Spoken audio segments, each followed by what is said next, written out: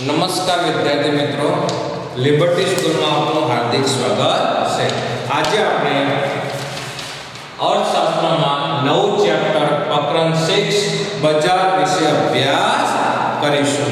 आपने જોઈએ કે બજારનો ખ્યાલ તો આપણે મોટા ભાગના લોકોને ખબર છે કે બજાર શું કહેવાય અને ક્યાં, બરાબર। હવે આપણે જોઈએ કે સામાન્ય રીતે જે સ્તરે वस्तुओं के खरीद આપણે સામાન્ય બજાર કોને કહેવાય કે સામાન્ય આપણે જે સ્તરે વસ્તુઓ કે સેવાનું ખરીદ વેચાણ થાય છે તેને આપણે બજાર કહીએ છીએ। સામાન્ય અર્થમાં જોઈએ તો જે સ્તરે વસ્તુ કે સેવાનું ખરીદ વેચાણ થાય તેને આપણે બજાર કહીએ છીએ। આપણે બજાર વિશેનો ખ્યાલ એક ભૌગોલિક વિસ્તાર પૂરતો મર્યાદિત છે। આપણો જે બજાર વિશેનો જે ખ્યાલ છે એક ભૌગોલિક વિસ્તાર પૂરતો મર્યાદિત છે, પણ અર્થશાસ્ત્રમાં તેનો ખ્યાલ ખૂબ જ વિસ્તૃત છે। હવે આપણે અર્થશાસ્ત્રની ભાષામાં બજાર કોને કહેવાય એ આપણે જોઈએ। વિદ્યાર્થી મિત્રો, બજારનો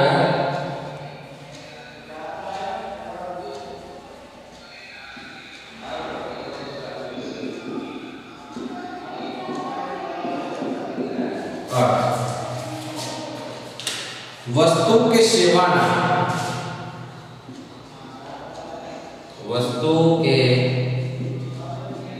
सेवाना खरीद वेचाणना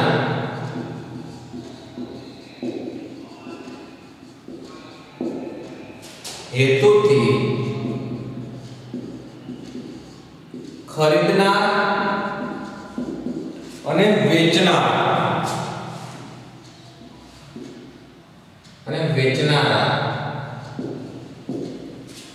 एक बीजाना प्रत्यक्ष के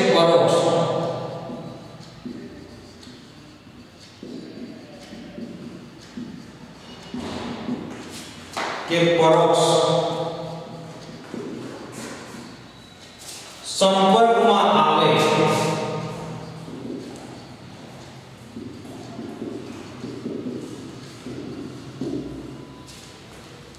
ते व्यवस्था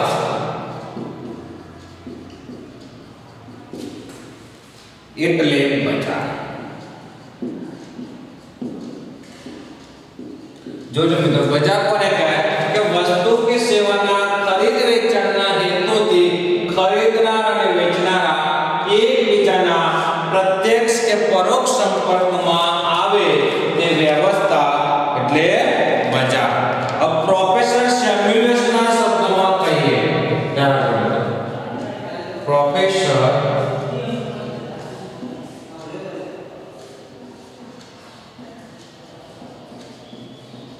ना शब्दों આપણે જો પ્રોફેસર સેમ્યુઅલ્સ ના શબ્દમાં કહીએ તો બજાર એટલે એક એવી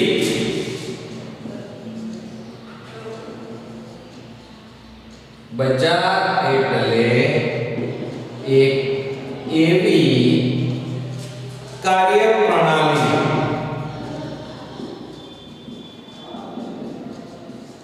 કે જ્યાં ખરીદનાર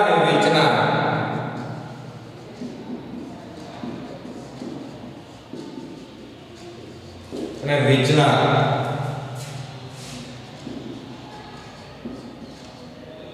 वस्तु અને સેવાની કિંમત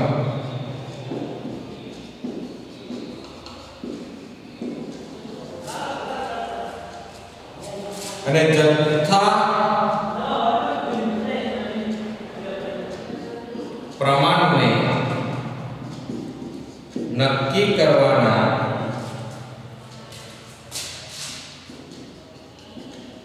હેતુથી એકબીજાના સંપર્કમાં આવે છે।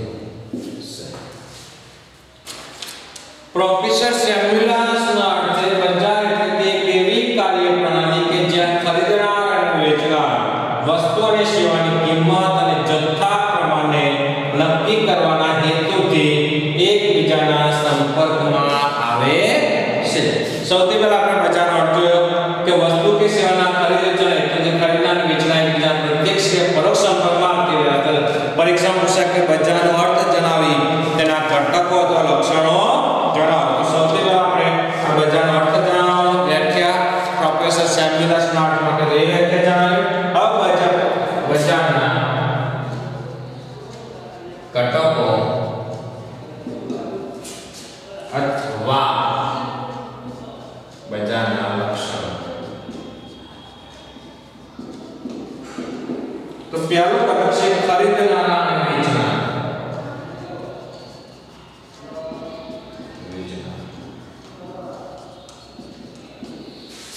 તો હવે જોઈએ આપણે પ્રોફેસર સેમ્યુઅલ્સના વ્યાખ્યા જોઈ લીધી કે બજાર એટલે તેવી કાર્યવાહી જે ખરીદનાર અને વેચનાર વસ્તુની સેવાની કિંમત અને જથ્થાના પ્રમાણ નક્કી કરે છે તે બીજા સંપર્કમાં આવે છે. હવે બજારના ઘટકો લક્ષણો એમાં ખરીદનારા અને વેચનારા. બજારમાં વસ્તુ કે સેવાના ખરીદનારા અને વેચનારા હોવા ફરજિયાત છે. આપણે બજારમાં બજાર હોય તેમાં વસ્તુ કે સેવાના ખરીદનારા અને વેચનારા હોવા ફરજિયાત છે. તેઓ દ્વારા જ પોતાના અંગત હેતુસર જે વિનિમય કરવામાં આવે છે તેને ખરીદ વેચાણની પ્રક્રિયા કહેવાય છે.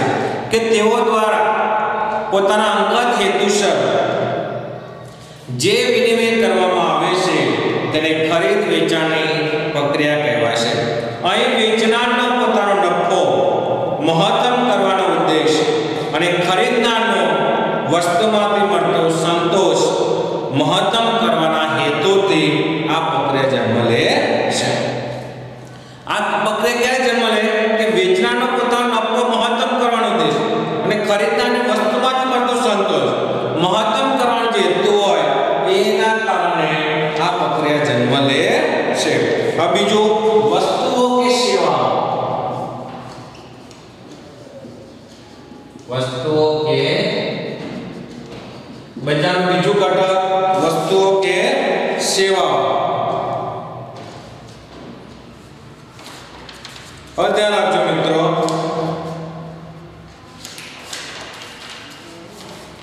કે બજારમાં માંગ પામતી અને વેચાણ થતી વસ્તુઓ કે સેવાઓ હોવી જોઈએ.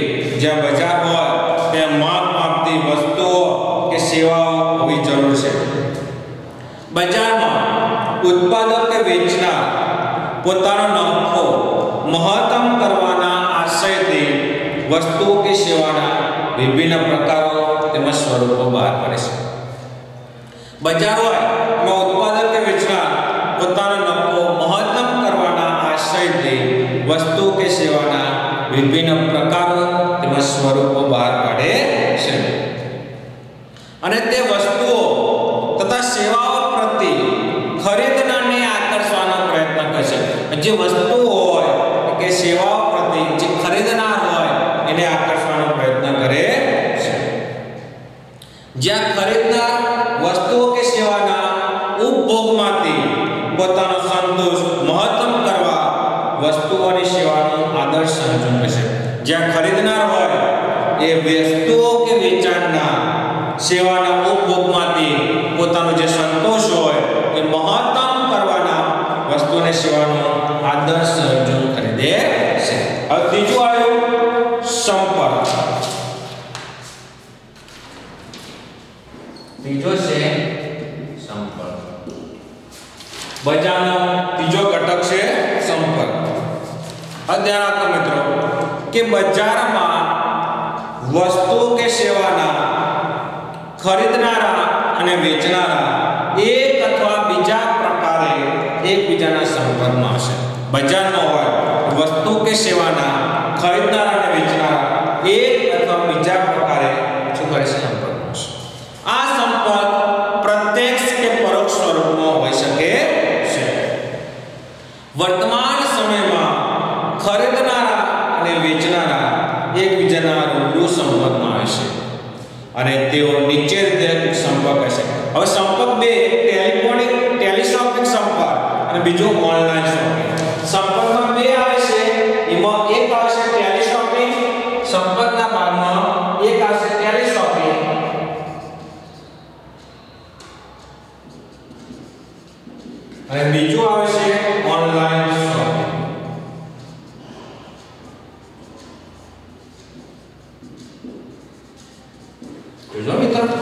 સંપર્કમાં બે છે ટેલિશોપિંગ અને ઓનલાઈન શોપિંગ.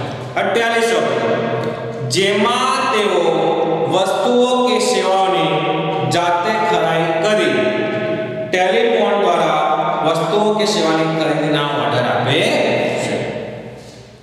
જેમાં તેઓ હવે શું કીધું, વસ્તુઓ કે સેવાની જાતે ખરીદી કરે અને ટેલિફોન દ્વારા વસ્તુઓ કે સેવાની ખરીદીના ઓર્ડર. દાખલા તરીકે આપણે એમેઝોનમાં જોઈએ, એમેઝોન એ ફ્લિપકાર્ટ જોઈએ, એમાંથી આપણે મોબાઈલ દ્વારા કે ટેલિફોન દ્વારા બધી વસ્તુ ઓનલાઈન જોઈ લઈશું અને પછી તેનો શું આપી દઈએ, આપણે ઓર્ડર આપી દઈશું અને એ વસ્તુ આપણે ત્યાં જાય છે. આ ટેલિફોન દ્વારા.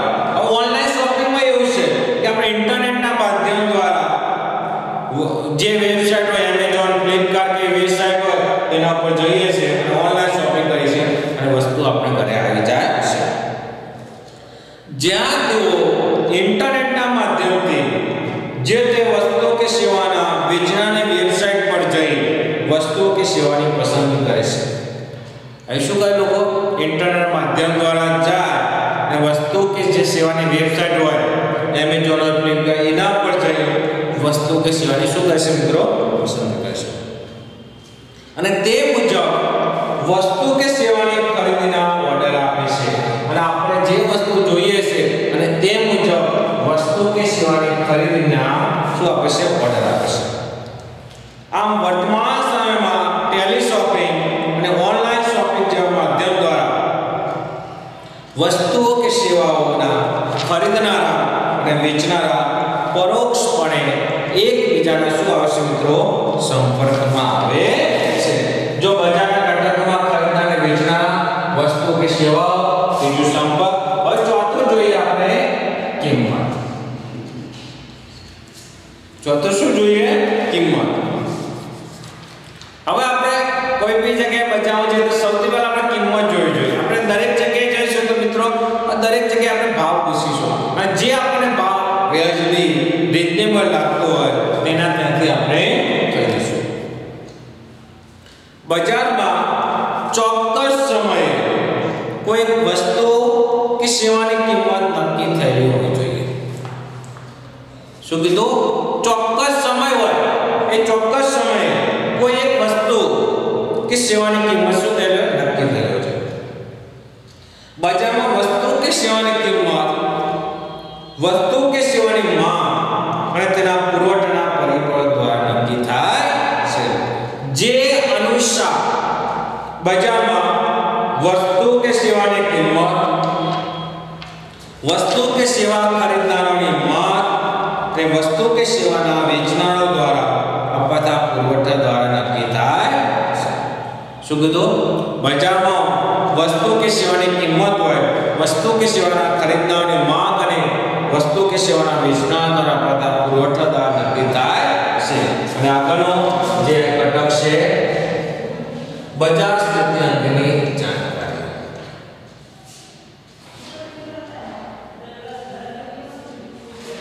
બજાર સ્થિતિ અંગેની જાણકારી. હવે ધ્યાન આપજો મિત્રો. હવે આપણે શું જોયું, બજાર સ્થિતિ અંગેની જાણકારી જોઈએ આપણે કે પાંચમો ઘટક છે બજાર સ્થિતિ અંગેની જાણકારી. બજાર સ્થિતિ અંગેની જાણકારી વસ્તુ કે સેવાના ખરીદનાર અને વેચનારને હોવી જરૂરી છે. બજાર અંગે કેવું છે, બજારમાં કેવું વધઘટ છે, બજારમાં કેવો વસ્તુનો માલ મળે છે એ અંગેની જાણકારી વસ્તુ કે સેવાના ખરીદનાર અને વેચનાર દ્વારા હોવી જોઈએ. બજારમાં ફુગાવો અથવા મંદીના વલણો હોય અથવા કોઈ કુદરતી કે માનવીય આફત હોય તો તેવા સંજોગોમાં ઉત્પાદન, વેચાણ કે ખરીદી સંદર્ભમાં યોગ્ય સમયે યોગ્ય જથ્થાને અનુસરતા નિર્ણય લઈ શકાય છે. કે બજારમાં કોઈ ફુગાવો આવી ગયો હોય અથવા મંદીનો વલણ હોય અથવા કોઈ કુદરતી કે માનવીય આફત, તેવા સંજોગોમાં ઉત્પાદન અને વેચનાર કે ખરીદી સંદર્ભમાં જે નિર્ણય યોગ્ય લાગે એ આપણે લઈ શકીએ છીએ અને હોય એમ બજારના માલના જથ્થાને અનુસરતા નિર્ણય લઈ શકાય છે. તો વિદ્યાર્થી મિત્રો પરીક્ષા સોલ્યુશને બજારનો અર્થ આપી બજારના ઘટકો